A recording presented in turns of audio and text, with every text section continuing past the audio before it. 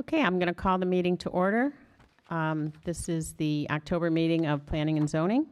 If you would, Andy, could we have roll call? Yes. All right. Chair Costello. Here. Commissioner Tantillo. Here. Present via phone. Commissioner Holm. Here. Commissioner Bruno. Here. Commissioner Svestka. Present. Commissioner Gormley Barnes, absent. And Commissioner Scovich, absent. All right, we have a quorum. Okay, if everybody please rise and join me in the Pledge of Allegiance. I pledge allegiance to the flag of the United States of America and to the republic for which it stands, one nation, under God, indivisible, with liberty and justice for all. Okay, did everybody get a copy of last month's meeting minutes? Okay, yep. And did everybody have a chance to review? Yep. Okay, does anybody have any suggestions for, well, first I guess I'll take a motion to approve, and then we'll see if we have to change. I move to approve them. Okay, any modifications or questions or discussions? Nope. Would anybody like to second the motion? I'll second. Okay, all in favor signify by saying aye. Aye. Aye. Any opposed? Okay, motion carries to approve the meeting minutes from September 7th. Okay, Andy, what's new with development? So first thing on the agenda is just a brief development update. Just village staff, we want to keep you informed and in the loop on everything that's going on with the development because it will inevitably come before you if it's in a planned unit development, like the Triangle, which most projects will be. And so the update would be, so at the September Board of Trustees meeting, the board approved the proposed development at 6991 Joliet Road. This is the development that was previously recommended by the Planning and Zoning Commission, and the board adopted your recommendations as to the approval. And the developer hopes to have the building completed in spring of 2022. That's the goal right now. In other news, the village has been in communications with the parcel owner of 6921 Joliet Road, which is that corner property at the Triangle. It used to be the location of the Dome restaurant, if you remember that. And the owner is interested in building some kind of retail-centric building. Not entirely sure what would be there yet, but he is interested in a new building there. So that is something that would eventually come before the commission, and we're excited about that. Hopefully we get something cool. And then the only other news would be at the 6980 Wolf Road site. We have been in communication with another potential developer who's looking to maybe build a mini golf / entertainment facility there. And so they are just starting that process as well. So things to keep an eye out for and things that might come before the commission. But that's pretty much it with development. I just wanted to provide you with a little update about what's going on and what might be coming down the pipeline. Great. Any questions? Nope. No questions? Okay. Next, what's going on with the Bartlett Home zoning process? Sure. So this is obviously the big ticket item on tonight's agenda. And tonight, I just wanted to provide an update to the commission and also to interested residents about where we're at and where we're going in regards to the petitioning / special use / variance process, specifically regarding the Bartlett homes. So on September 20th, the village sent out a letter to all the homeowners in the Bartlett subdivision, I believe 35 homeowners, and to let them know that they would need to apply for a special use for their sheds or a variance for fences or for sheds that are built outside of the buildable area. And also included in that letter we listed the properties that had received special uses back in 1985. What we're going through right now, it appears the village has done this before 36 years ago. So well, it's second run now. And we so far have received 13 applications, and we're expecting 4 more by the end of the week. And that should cover everybody who has currently non-compliant sheds or fences. And once we receive all those applications, we'll send out a follow-up letter with the required materials that they will need to submit in their petition to the commission and to the board. If you turn to, I don't have it bookmarked, but it is the memo titled Petitioner Requirements and Follow-Up Letter. I have there listed the required submission materials for the different types of applicants, and there are basically 4 types of applicants. Required submission materials for sheds that do not currently exist, required submission materials for sheds that currently exist, and then the same thing for fences. And so what we're looking for sheds that don't exist is we need a copy of the legal plat of survey, and then also a drawing on that survey of where they would like to locate the shed, as well as just plans or drawings for the shed itself. And then for people who already have sheds that are non-compliant, we're asking for the same thing, a legal plat of survey with the shed drawn on there. And I'll clarify, we don't need a new survey. We don't need you to hire a surveyor to go out and create a new plat of survey. An old survey with it drawn on is totally fine. And then I also want a photograph of the existing shed on the location of the property, so you can have an idea of what it looks like, where it's at, and then also just a brief description of how many years they've had it, because some of the sheds have been there for decades, to be honest. So that's the materials that I have so far come up with that I think the petitioners need to submit. If the commission would like to add more or subtract, it's up to you. That's part of what we're going to figure out tonight. But that's the materials that village staff thinks is needed to go through the process effectively. And, I'm sorry, you had a question? We haven't talked a whole lot about criteria like the building materials and like aesthetically, can they put a purple polka dot shed up or, that type of... So that's a good question. So there is not specific language regarding what the shed can look like. There is the dimensions of the shed, stuff like that. One thing I want to explain to the committee and also to residents is the difference between a special use and a variance. It's kind of complicated zoning language, but essentially, I think the best way to put it would be that the primary difference between a variance and a special use is that a variance grants the owner of the property the ability to use it in a manner that is completely not allowed. For example, a fence. Fences are not allowed at all, whereas sheds are allowed, but you have to get a special permit to do it. And so fences and sheds that are built outside of the buildable area, to become compliant, they need a variance and then a special use in the case of a shed, which is not, it doesn't require another hearing or anything. It would simply just be, if you wanted to recommend it, the commission would say, we recommend granting a variance for the shed and also a special use for a shed.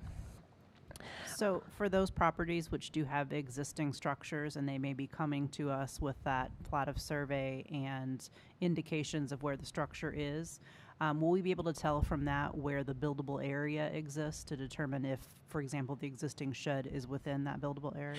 Yeah, what we'll do is village staff will review it first to determine where the buildable area is, because Okay. there is a calculation. I don't have it in front of me. Yeah, it's a but percentage based on lot size. exactly, yeah. So we'll calculate that first, and we'll let you know if it is or is not, or if a variance would be needed. Thank you. Something like that. So, and then as far as criteria for sheds, there's a couple things to note. So if you turn to the criteria for special uses, unattached structures, and sheds memo, it lists them all out there. I would also add, first of all, that when the Board of Trustees passed the shed special use ordinance, one of the things that they did was, and you should all have copies of the minutes from that board meeting. It's one of the additional materials. It looks like this. Yeah, and so one of the things the board did when they passed the ordinance was that one of the criteria, or one of the kind of positions they established, was that the Planning and Zoning Commission will give great consideration to an application for granting a permit to a shed that is currently not in the buildable area, if accompanied by a letter from the adjacent homeowners that they do not object to the closeness of the existing shed. And then the other kind of criteria that they put in when they passed the ordinance was that there would be no additional fees other than direct mailing cost and publication expenses, which has been the plan from the beginning for the Bartlett homes, but they also made that universal for anybody who wants to apply for a special use for a shed. But back to the memo regarding criteria for sheds, we have them listed out here, and this came before this commission before when you gave the recommendation to the board. Things like for a shed that has to be 12 feet by 12 feet long and 10 feet tall or smaller. Also, it can't be used to house animals. It can't have electricity or plumbing. Should only be for like storage of something. And then it has to be, one of the big things is that it has to be surrounded by three sides by natural plantings. And we talked a little bit about this at the last meeting, about how do we enforce that. Winter's coming, how can people plant and stuff. And so John and myself kind of sat down and talked about it. And what we would recommend now is when we grant these special uses or potentially grant these variances, to kind of have make it contingent upon plantings within 6 months or 8 months. And then we have a part-time code enforcement official for the village who could just go out and check it and keep track of that stuff down the line. So we don't think it would be an issue as far as handling it administratively. But so those are really the main criteria for sheds.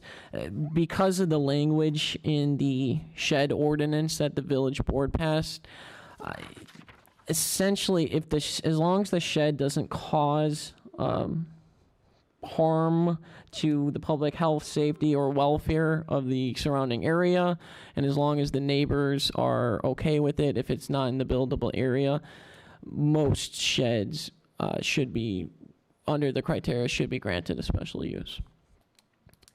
And that's kind of where we're at. In that letter that we sent out to the residents of the Bartlett homes a couple of weeks ago, we included this meeting, and I'm glad that we have some residents out today. And so this is really kind of an opportunity for the commission to ask questions, to kind of think about how you want to handle the process, and then also if residents have comments, to make their comments. And if you have any questions, I'm fine to stay after and talk to anyone offline if they have more detailed questions. So, but I guess I think right now would probably be a good time to just open it up and have a discussion. Okay. So, For public comments as well? Amy, what do you think? For now, just the board Okay. or the commission. I'm sorry. Yeah. Okay. I mean, I would welcome comments from the people that are kind of directly affected by this. I don't really, I mean, I think like what you've put together is pretty cut and dry in terms of like, you know, what specifications we're looking for. But I mean, when you look at something that hasn't been changed for 36 years, I would be eager to hear, you know, the feedback from people that are going to be impacted by it, rather than us just pretending to know, you know, what kind of impact it has. So, I mean, that's my personal thoughts on it. I don't know if the board agrees, but I think that there's some people that showed up tonight, and, you know, we should probably just hear what they have to say about it. Just open it up now. Yep.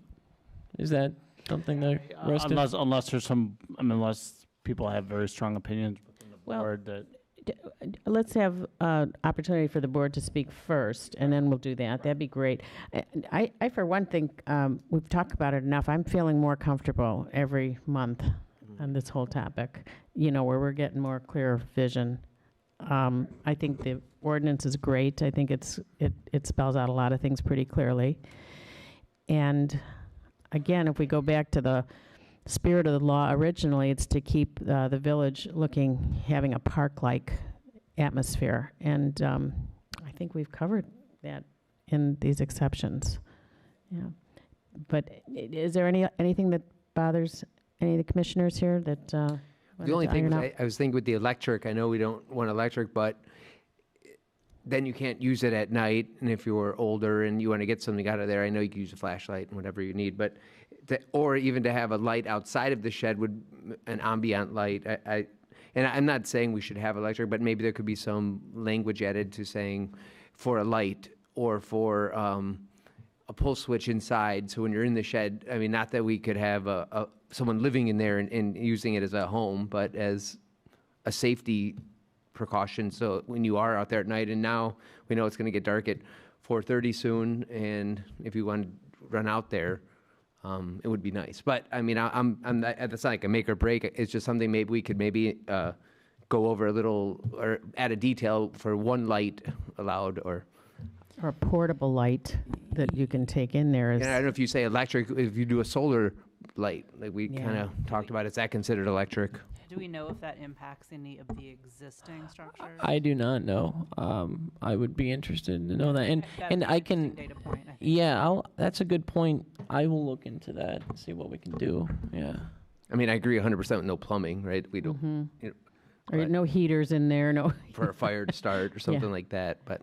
Yeah. Again, I just think that like people have been using this space for nearly 3 decades. So like, I don't really want to go down the road of over-engineering it. I Right. think that like, if you need some light, then when they come in and they submit their variance or special use, that we make a conscientious effort to understand where they're coming from, and that's it. Well, now that it's codified, it's in the ordinance, no electricity. Yeah, I'd have to. I think we'd have to confer with village attorney first. So I don't want to set this in stone, but I think we could grant a variance from the code as well. You know, a variance and Yeah. But I see a big difference from running electricity throughout than something kind of portable. Yeah, and I think that if somebody were to come before the board with or commission with their plans and it included like a light, I think we could Yeah. approve it or 'Cause light grant a variance from that one point or something. Yeah. So I think we'll be able to work around it if that situation arises. Yeah. So. Because I think our idea was, you know, you can't be plugging appliances in there and living there. Yeah. Exactly. Yeah, that was the intention, really. So. I don't Fridge, think right? anybody wants to have like a Christmas display at the shed. I think they just want to use their shed. So like, we should just acknowledge the fact that people should be able to use this safely. Yeah. That's all. Yeah. Okay, well, that was good discussion. Yeah. Sorry to interrupt. Before we get on to the next discussion item, if it's all right with the board, it would require a motion, but we could do public comments now if we want to have input. So, yeah. Okay, hearing no further comments from commissioners, I'll entertain a motion to open the meeting up to public comments or public hearing. Moved. Dan, and second, I'll second it. and then Danielle. All in favor, signify by saying aye. Aye. Any opposed? Motion carries. The meeting's now open for public discussion. If anybody has any comments or questions, please come forward to give us your name and address. Roski, 1704 West 65th Place, Bartlett. Of course, you guys know me. But anyways, first of all, there's only one shed in there that might have electric. Okay. Other than that, I personally have nothing wrong with solar. All right, you do go out there at night, whatever, but only one I think does. All right, and as for the way it's buildable, the material used, most of them are vinyl, a couple maybe metal, and the rest are wood. And of course, we talked in committee about this. We had committee meetings on this stuff, and we were all talking about that, and that's why we came up with those three, because our area has those three in it. And vinyl's nice only because you can pressure wash them every year. You don't have to worry about staining and this and that. And of course, we talked about not having goofy colors or polka dots or whatever. You know what I'm saying? Of course, it's your home. Yeah. Which I've asked everybody to come by and look, check our area out. You talk about park light. I don't know where everybody lives here. If you live over there or where. Our area looks like a park. We don't have a lot of trees. We don't have a lot. And you can barely see. Every once in a while on an angle, you'll see my shed. That's because of the front. But other than that, you won't see them. Mm-hmm. Charlie's the only trustee who's walked through and saw everything. That's it, when he first took over. And maybe you came by, but you didn't stop by me and have coffee, so I can't count you in. All right, yeah, because I'm there. And I try to show everybody, because it's nice. Everything's taken care of, flat land, the whole 9 yards. So, but that's the deal on what type of structures, you know what I mean? And we were talked about it before, it could either be on stone, because mine, it comes, when you buy one, it comes telling you can put it on stone, pea gravel, whatever. Then you have a rubber base that everything sits on, plus you surround it with 2x6s. You know what I mean? It sits on there, so it's all level. Knock on wood, nothing, all the storms we've had, nothing's ever happened to mine. I've been here 22 years, you know what I mean? Almost 23, so. Yeah. Well, as the ordinance says, that we will give particular favor to anybody's shed that's already there with approval of the surrounding homeowners. So, yeah, we're committed to work with you. But at least you know what the actual materials are that Yeah. we're dealing with here on Yeah. everyone. I think we're more concerned with the new ones going up. We just want to be sure we understand what our standards are going to be, so we're not all over the map. Homeowners here, because they want to hurry up and find out where buildable is, because they want to add on to their homes and their families and stuff. Because they're going to be coming back here for, hey, I need to add on. And Yeah. you guys are going to be dealing with them probably more, but that's what they're doing now, because winter's coming. They wanted to get it done because it's snow blowers and riding lawnmowers. We're all on half acres, Yeah. so, So for a half acre, rule of thumb is the back 40% is not buildable. And if it's in the buildable area, we would prefer it be right up abutting the building. Yeah, and you see at least probably 80%, maybe a little bit more in Bartlett is in the back Yeah. of the older homes that been here forever. 32, 42 years, Yeah. stuff like that, so, all right. Could I add something really quick? Oh, yeah. So yeah, just along with banning sheds and fences, the Village of Indian Head Park zoning code also has fairly strict standards for buildable area. So that is why a lot of them are not in the buildable area. Whereas if they were located in pretty much any other village, they would be. Just pointing that out. So. Yeah. Yeah. Sorry, could you clarify that? Are you saying that they're not in the buildable area? Yeah, kind of like Lou was saying, a lot of the sheds probably are not in the buildable area because the buildable area, the calculation, I have to look at it again. It's based upon the depth of the lot, and it's like a percentage or kind of deal. It's like this percentage or whatever is less, something like that. And Indian Head Park has pretty strict setback requirements. So That I understand that, but like for how long have those things been outside the buildable area? Exactly, and that's why most likely, and that's why when the board passed the shed ordinance, they specifically added on the part about if it's not in the buildable area, great consideration should be given if the neighbors are okay with it. So I don't imagine it will require moving many, if any, of the sheds or anything like that. I think the only places that we might run into issues is I believe there are a few homeowners that have more than one shed. So that will be something we'll have to tackle when we get to it. But for the most part, even if they're not in the buildable area, like you're saying, they've been there so long, and I think in that case we would just recommend a variance and a special use. So. Thanks. Ross, you mentioned that there's a handful of owners here who may be new homeowners. And my intention is not to put you on the hook tonight if you don't want to talk. But I just wonder what your concerns might be about like anything we're talking about here. That's all.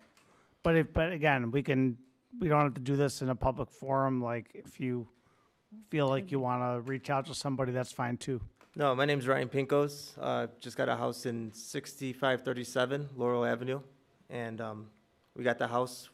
Didn't know about the fences, but I understand about the fence. Big open yards, understand that. But the shed, Luke came up to me talking about the shed. And we have the lawn mowers, we have the weed whackers. I want to raise my kids to cut their own grass and stuff like that, and I have the help do it. And with all those lawn mowers coming in the garage, you open up the door, our kitchen's right there. It's nice to have that separated from the house. And then what I'm more concerned about is it being right on the house compared to, like, I just want to, like, have a regular shed. It's kind of offset a little bit in the backyard, like any other suburban home.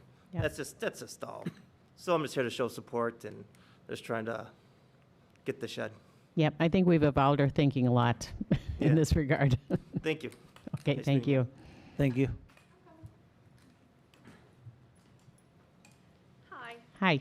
I'm Kat Lotke. Just my husband and I just moved into the neighborhood just about a month ago at 6506 Howard, and I completely agree with the idea to maintain the park-like atmosphere because it's fantastic. It's a very welcoming, beautiful. Could you pull your neighborhood. mic up just a little bit? Oh, Sorry, a sure. little closer to your face. Sure. Sorry. Thank you. So, Thanks. you know, we completely understand that, you know, maintaining that park-like atmosphere because we agree it's the place we want to live. So, but with that, I know that the shed issue was something that was kind of overhanging us because we do have 2 kids and a lot of kid toys for outdoors. So the fact that you're considering, you know, making this an option for us is really fantastic. And you know, again, having all that yard equipment, we do our own lawn care and all that. So having a place to put that away from the house is key. But the buildable area part is, you know, to Ryan's point, you know, we don't want to build something right directly off of our house. If it's going to be, in fact, I can't even think of a place where it would be appropriate for us because we've got windows in the back and doors and access points that would be completely inhibited. So, you know, to be able to maybe consider putting it further back in the lot. I think 40%, that would put it pretty much right in the middle of my yard. No, we're not doing that. So, to at least have it considered at what a reasonable placement for a shed that's more of like a supplemental building, I think that would be appreciated. To get that at least some consideration.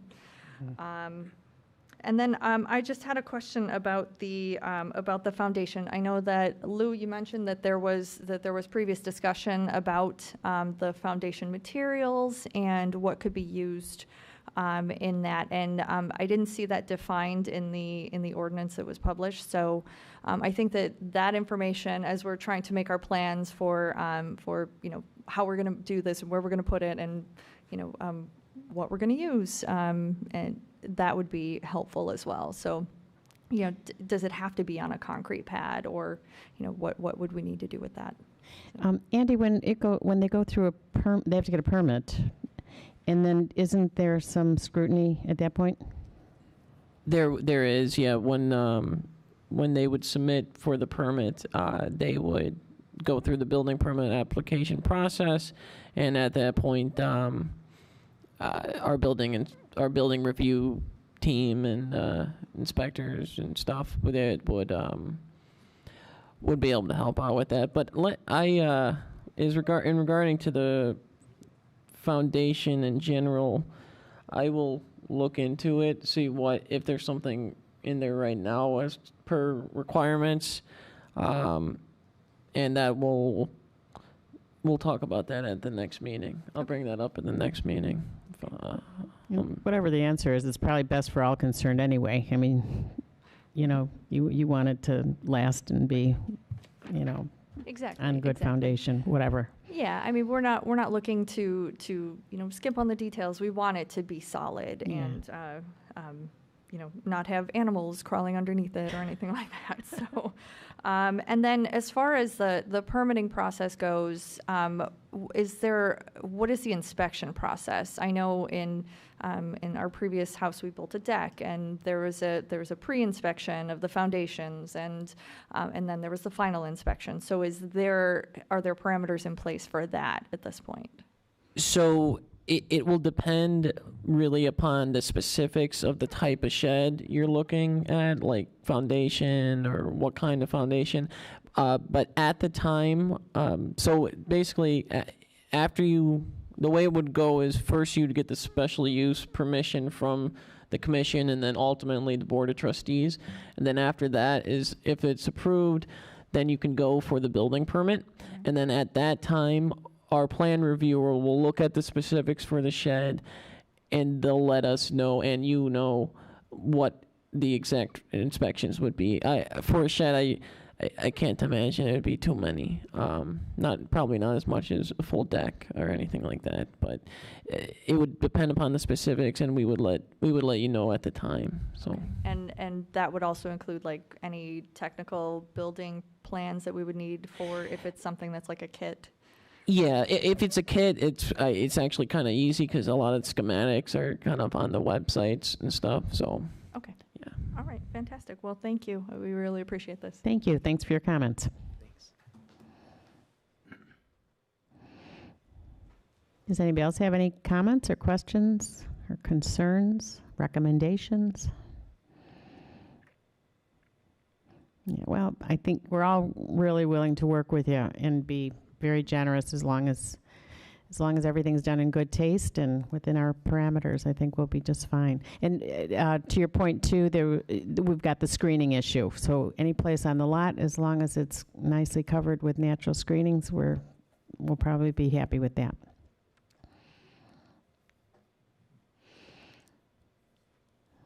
Okay. Are we okay on this topic? Shall we move along? Okay. Yeah. Well, now we have to exit the public hearing, or do we not? No, Okay. we're good. We're good. Okay. Anything else that's good for the good of the group here? Okay. Okay. Well, I'll entertain a motion to adjourn. Nope. I'm sorry, we got one more thing actually.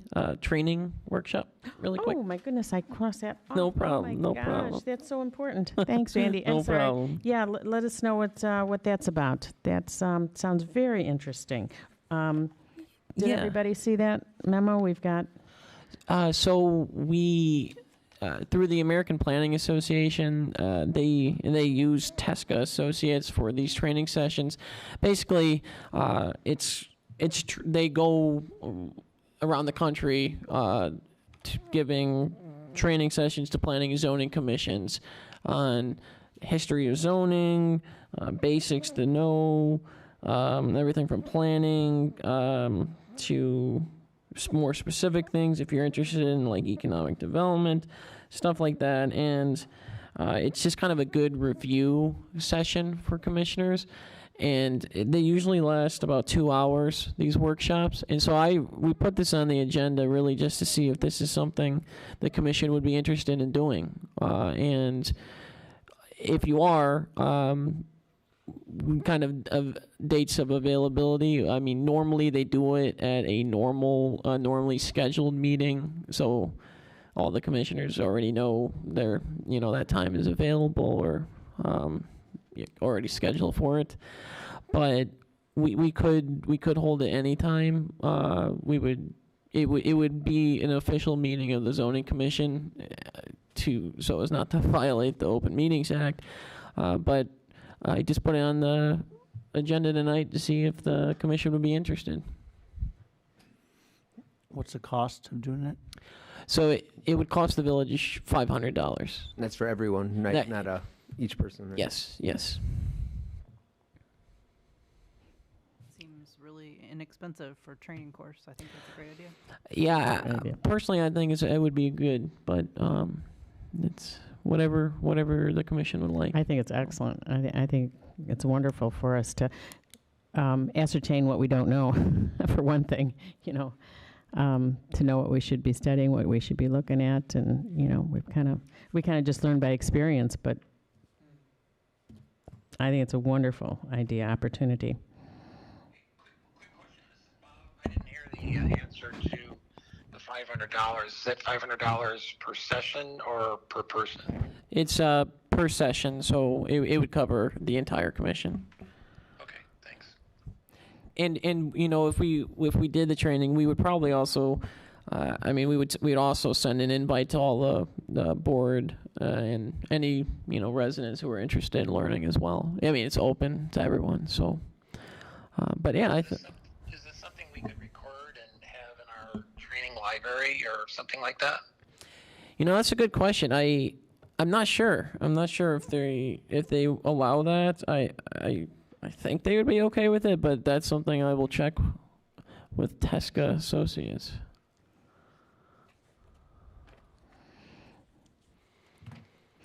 Yeah, now that we're headed for colder weather, we have some slow meeting nights, so.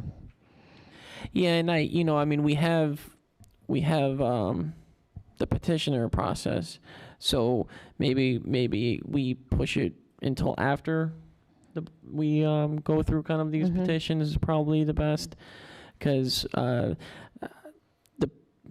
think it would be best if we could start in November hearing petitions. Is that okay with the commission? Yeah, I think that's great. Okay. Yeah, these people have been waiting a long time. Yes, they have. Yeah. So what I'll do then is next week I'll send a letter out to the residents who want to be part of the bulk mailing process, and we will try to get the first one scheduled by the November meeting. Wonderful. So- Okay. And I know we talked about starting out slow, but maybe by the second time we can put a lot more on the agenda. Yeah. Move them along. Okay, that's exciting. I really like that opportunity. And maybe we can move the meeting time up to 6:30 that night. Yeah. Yeah, I mean that's kind of what I was thinking, is maybe we start a little earlier so we're not here to 9:30. Yeah, or even, But, yeah. Who knows? yeah. Excellent. Okay. Do they have a website? Is there information on their website? Yeah, I actually, there's a link in the memo to Tesca Associates. They do a lot of things Oh. in advising for planning and development and stuff like that. This is just one of the things they do Oh. in a kind of cooperation with the American Planning Association. But they do a lot of things. But yeah, I'd encourage you to check out their website. Maybe learn a little more about them and yeah. But so it sounds like the commission's interested. We'll work to schedule something then. Great. So yeah. Okay. All right. Now, is there anything else that anybody would like to add? Anybody like to make a motion to adjourn? I'll move to adjourn. And second? I'll second. Okay. All in favor signify by saying aye. Aye. Any opposed? Okay. We're adjourned for this evening. Thank you.